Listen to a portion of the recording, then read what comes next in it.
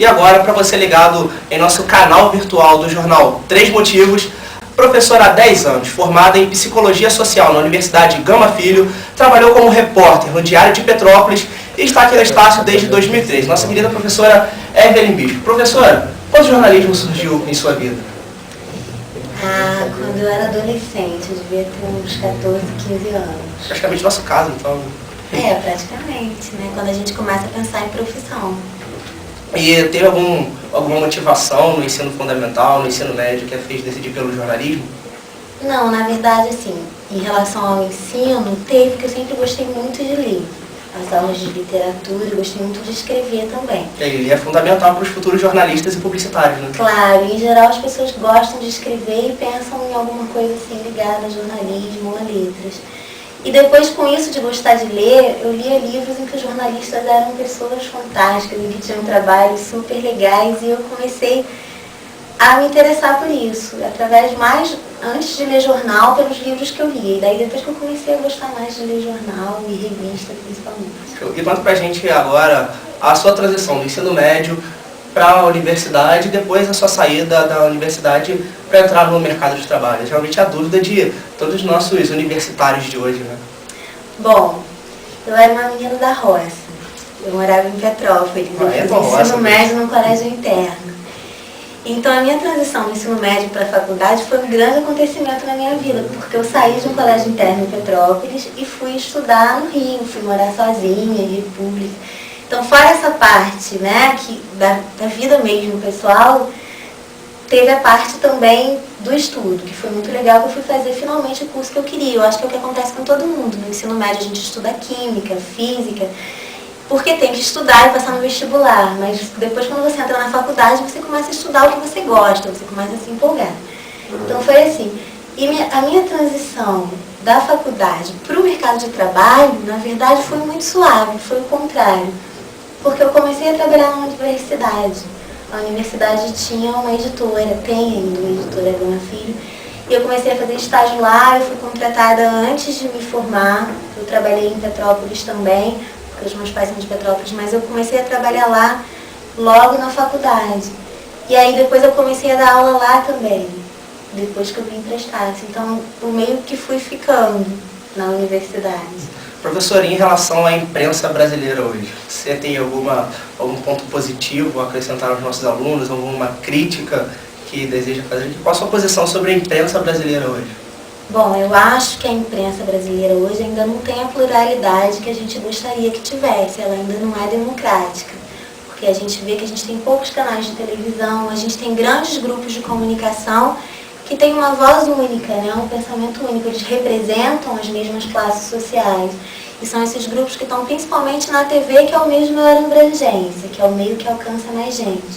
E daí tem as estações de rádio, ligadas a grupos políticos, a grupos econômicos também.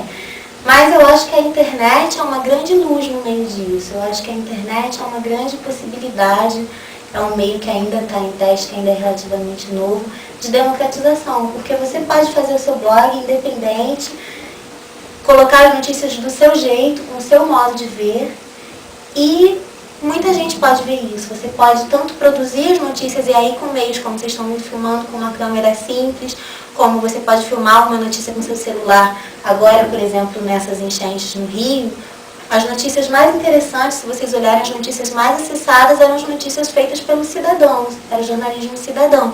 Então você, como cidadão, pode participar da transmissão de notícia, você pode ser mídia também. E eu acho que essa é a grande revolução que a gente está vivendo, porque é super interessante para vocês como alunos, que vocês estão no meio dessa ebulição, que vocês podem inventar linguagem, vocês podem inventar novas maneiras de fazer, de democratizar e de pensar e de passar informação. E sobre a queda do diploma de jornalista, qual é a sua posição sobre isso? Quem é bom faz sem o diploma ou precisa do diploma para ser qualificado no mercado de trabalho? Bom, eu acho que na verdade a queda do diploma não deve abalar vocês, ela não deve atingir quem na verdade quer ser um bom jornalista. Claro que o curso faz diferença, e é justamente essa diferença. A diferença não é o diploma. Não é você vir aqui e ficar pensando no jogo de futebol, ficar de bobeira, ficar no pátio e depois ter um diploma, você não vai fazer nada com ele. É você vir aqui, fazer os trabalhos, se envolver, participar das atividades extracurriculares, de tudo que a universidade te pode proporcionar, né, da vida universitária. E isso vai fazer uma grande diferença para você no mercado de trabalho, no profissional que você vai ser. Então a diferença não é o diploma, é você como aluno, é o curso que você faz. Professora, e para você, o que significa o ato de informar as pessoas? O que significa o ato de comunicar? Do ponto de vista de quem comunica? Isso, do ponto de vista do jornalista. Eu acho que é um grande privilégio e uma grande responsabilidade, que você sempre tem que pensar muito, que você sempre tem que avaliar, se reavaliar, continuar estudando, continuar se informando, porque você vai influenciar muita gente. São os formadores de opiniões, né? Justamente. Professora, então o que fez a senhora decidir por lecionar, ao invés de trabalhar no mercado de trabalho, mesmo trabalhando como repórter no Diário de Petrópolis, que fez a senhora mudar de opinião, sair do ramo do jornalismo para sala de aula?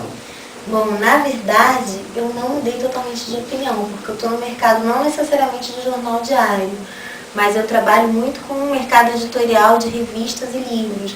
Por exemplo, eu vou sair daqui e vou mandar umas fotos para um jornal que eu estou fazendo, enfim, que me contrataram para fazer, um jornal customizado, que a gente fala, quando eu chegar em casa. Então, eu comecei a dar aula por acaso, na verdade, porque eu estava trabalhando na Gama Filho, que era uma universidade, e eu fazia o jornal da Gama Filho, o jornal passou a ser laboratório, então eu fui deslocada para o curso e comecei a dar aula no jornal laboratório, em torno disso. Mas aí eu continuei na editora e depois que eu saí da Gama Filho e vim dar aula na Estácio, eu continuei com a minha empresa também, que é esse mercado de revistas customizadas, de jornais para grupos específicos. Bom, professora, a senhora falou que tem uma empresa particular em Vento. Fale um pouco para nós sobre a sua empresa, em qual ramo trabalha e qual área que ela abrange. Bom, é mercado editorial, que daí não é só revista, não é só livro, enfim, não é só jornal, é livro também, a gente faz livro também. E aí quando a gente trabalha assim, inventa um design e conteúdo editorial. Uma empresa ou um cliente específico, político às vezes, órgão de classe, contrata a gente para a gente fazer a revista da empresa, por exemplo.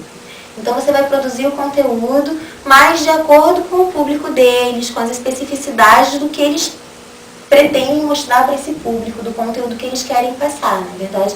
É como se você trabalhasse por qualquer uma outra empresa jornalística, porque quando você trabalha num grande jornal, você também vai escrever, você também vai se pautar, né, pela linha editorial daquele jornal.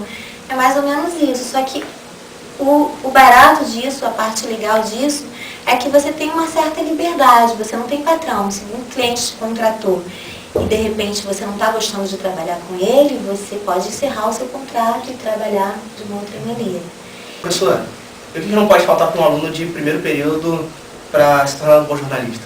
Não pode faltar muita vontade de aprender, muita determinação, muita curiosidade. Você tem que ser chato, você tem que perturbar os professores, você tem que correr atrás, você tem que querer saber tudo, muito mais do que o mínimo, do que aquela grade que tem ali para você. Você tem que ser ter muita vontade. Muita dedicação também. Professora, então deixa um recado para os nossos alunos que estão assistindo agora no nosso canal virtual sobre a sua experiência como jornalista, o que eles devem fazer também para serem bem-sucedidos na profissão. Acho que é isso que a gente acabou de falar. Tem que sempre ter muita vontade, gostar do que você faz, tem que ter curiosidade sobre o mundo, tem que gostar do mundo, tem que querer participar, saber e contar para os outros. E daí tem um lado assim que é bonito, que geralmente a gente começa quando quer fazer jornalismo, que é meio mudar o mundo. Eu acho que a gente não pode perder essa ilusão nunca, de querer tornar as coisas melhores, o mundo melhor, o ambiente da gente e a vida das pessoas melhor. Isso aí, agradecemos a presença da professora Evelyn Bispo. Jornal 3 Motivos. A informação é aqui.